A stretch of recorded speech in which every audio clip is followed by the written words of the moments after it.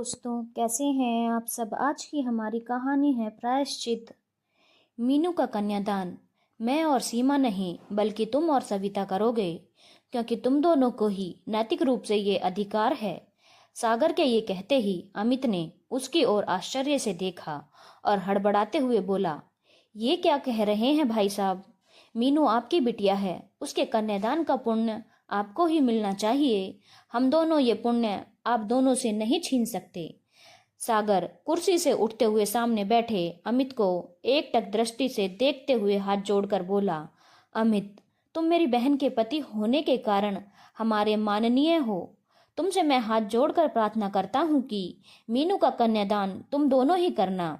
मैं मीनू को कभी अंधेरे में नहीं रखना चाहता। सीमा, कहाँ है मीनू, उसे यहीं बुलाओ। सागर के ये कहते ही सीमा ने मीनू को आवाज लगाई। मीनू के आई माँ के प्रति उत्तर को सुनकर सविता, अमित, सीमा व सागर उसके आने का इंतजार करने लगे।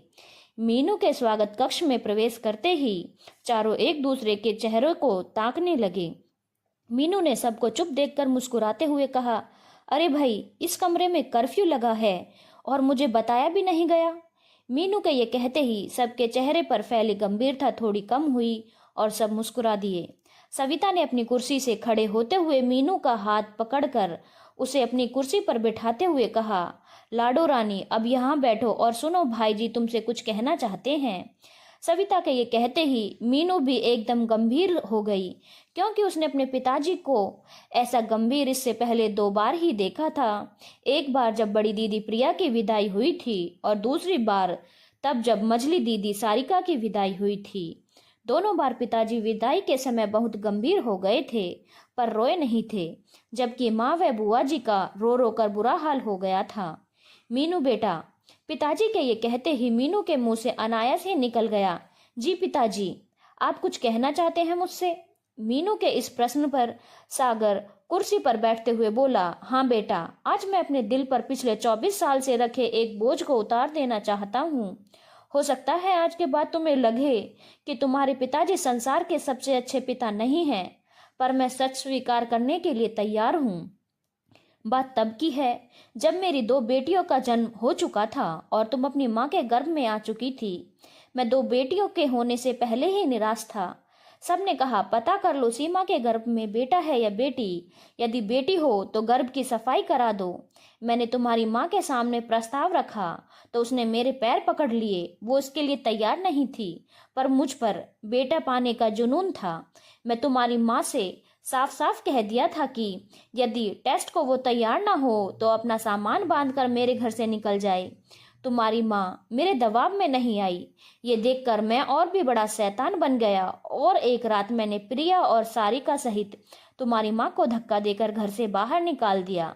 तुम्हारी माँ दर्द से कर्राती हुई घंटों की वाड़ पीटती रही, पर मैंने नहीं खोला।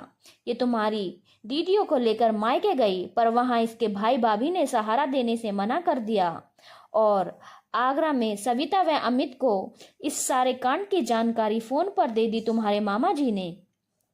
सविता और अमित जी यहाँ आ पहुंचे। सविता ने तब पहली बार मेरे आगे मुंह खोला था। उसने दृढ़ स्वर में कहा था, भाई जी, भाभी के साथ आपने ठीक नहीं किया।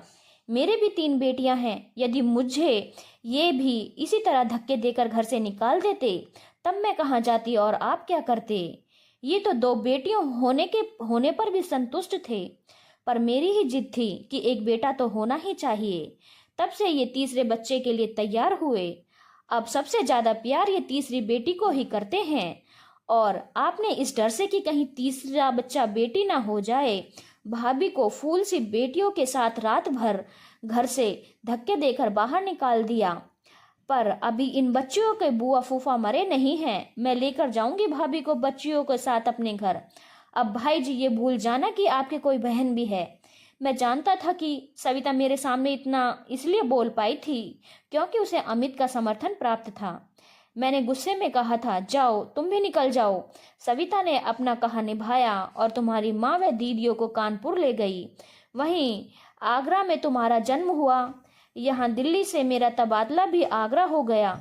स्कूल के कार्यक्रम में हमारे बैंक मैनेजर वर्मा जी को मुख्य अतिथि के रूप में बुलाया गया उनके साथ मैं भी गया। वहां तुम्हारी प्रिया दीदी नृत्य का एक कार्यक्रम प्रस्तुत किया। प्रिया की नज़र जैसे ही मंच से मुझ पर पड़ी, वो नृत्य छोड़कर मेरे पास आकर मुझसे लिपट गई। वो बिलक बिलक कर रोने लगी और मैं भी।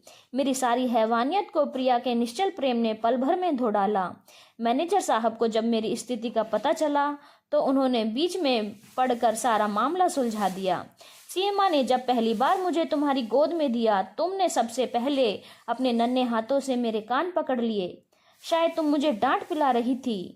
सविता, अमित व सीमा ने यह निश्चय किया था कि इस घटना का जिक्र परिवार में बच्चों के सामने कभी नहीं होगा, पर उस दिन से आज तक मुझे यही भय लगता रहा कि कहीं तुम्हें अन्य कोई ये न बता दे कि मैं तुम्हें कोख में ही मार डालना चाहता था।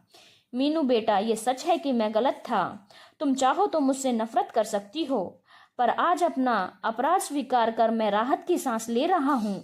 मुझे माफ कर देना बेटा। ये कहते कहते सागर की आंखें भर आईं। अमित ने देखा कि सबकी आंखें भर आई थी। अमित कुर्सी से उठकर सागर की कुर्सी के पास जाकर घुटनों के बल बैठते हुए बोला, पिताजी, ये सब मैं नहीं जानती। जानकर भी आपके प्रति मेरे कोई सम्मान में कमी नहीं आई, बल्कि मुझे गर्व है कि मेरे पिताजी में सच स्वीकार करने की शक्ति है। मेरे लिए तो आज भी आप मेरे वही पिताजी हो जो बैंक से लौटते समय मेरी पसंद की टॉफ़ी अपनी पैंट की जेब में भरकर लाते थे और दोनों दीदियों से बचाकर 2-4 टॉफ़ी मुझे हमेशा ज़्यादा देते थे। और मैं भी पिताजी की आपकी वही मीनू हूँ जो चुपके से आपके कोट की जेब से सिक्के चुरा लिया करती थी। नहीं पता चलता था ना आपको? मीनू के ये कहते ही सागर ने उसका माथा चूम लिया। समर भी ये देखकर मुस्कुराता हुआ बोला, अब मीनू तुम ही निर्णय करो कि तुम्हारा कन्यादान मैं और सविता करें या तुम्हारे माँ पिताजी। मीनू लजाते हुए बोली, फूफा जी, ये आप दोनों ही जाने। ये कहकर वो शर्माती हुई वहां से चली गई। अमित ने सागर के कंधे पर हाथ रखते हुए कहा, कन्यादान भाई साहब आप ही करेंगे, और तब तो आपने अपने अपराध को प्रायश्चित भी कर लिया है। अमित के ये कहने पर सागर ने सीमा व सविता की ओर देखा। उन दोनों की सहमति पर सागर ने भी लंबी सांस लेकर सहमति में सिर हिला दिया। धन्यवाद दोस्तों। अगर आपको कहानी अच्छी लगी हो तो चैनल को लाइक, शेयर और सब्सक्राइब करना ना भूलें।